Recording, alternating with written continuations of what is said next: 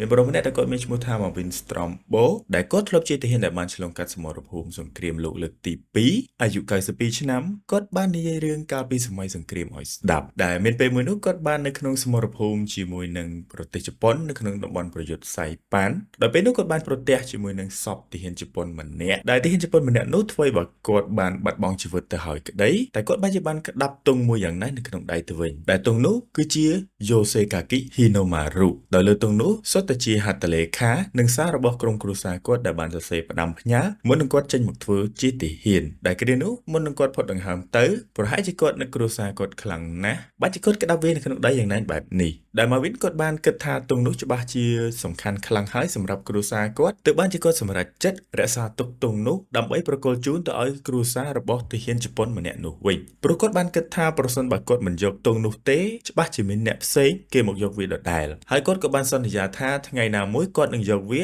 ទៅឲ្យគ្រួសាររបស់ទាហានជប៉ុនម្នាក់នោះឲ្យបានបន្ទាប់ពីពេលដែលសង្គ្រាមចប់ Marvin ក៏បានត្រឡប់ទៅសហរដ្ឋអាមេរិកវិញតែគាត់ក៏មិនបានដឹងសោះថាទង់នោះវាមានប្រភពមកពីណានោះទេរហូតមកដល់73ឆ្នាំក្រោយ Open Society បានជួយអាននិងបកប្រែអក្សរនៅលើទង់នោះទើបបានជាគេដឹងថាទាហានជប៉ុនម្នាក់នោះមានឈ្មោះថា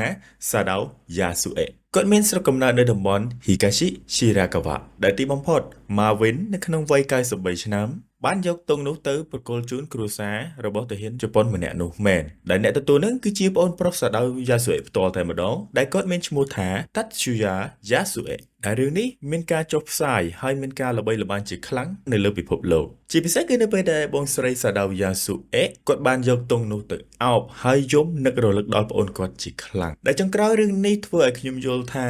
ការពិតទៅនៅក្នុងសមរភូមិភាគីម្ខាងទៀតដែលយើងមើលទៅដែលជាសត្រូវយើងនោះគឺគាត់ច្បាស់ជាមកពីទីកន្លែងណាមួយមានមនុស្សជាទីស្រឡាញ់ហើយមានគ្រួសារដែលកំពុងរងចាំនៅផ្ទះដូចគ្នាដូច្នេះហើយបានជាយើងត្រូវគោរពនិងឲ្យតម្លៃអ្នកដទៃគ្រប់ពេលទោះបីជាគេនោះជាអ្នកណាក៏ដោយហើយសម្រាប់អ្នកដែលចង់មើលវីដេអូសាច់រឿងពេញអាចចូលទៅមើលនៅក្នុង Channel របស់ Obun Society បាន